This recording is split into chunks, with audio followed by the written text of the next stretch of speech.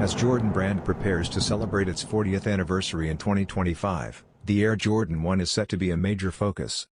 The milestone will be marked by the return of iconic releases such as the High 85 Bred, the Chicago Lows, and the legendary Shattered Backboards, along with fresh new colorways. Among the upcoming drops is the Air Jordan 1 High OG Black Muslin, expected to release in fall 2025. According to Sneaker Market, this edition is rumored to feature a predominantly black upper, highlighted with soft muslin accents. While early mock-ups suggest a sleek and wearable design, official images and confirmed details have yet to be released, so the final look may vary. Sneaker fans should stay tuned for more information as the release date approaches. The retail price for the Air Jordan 1 High OG Black Muslin is set at $180.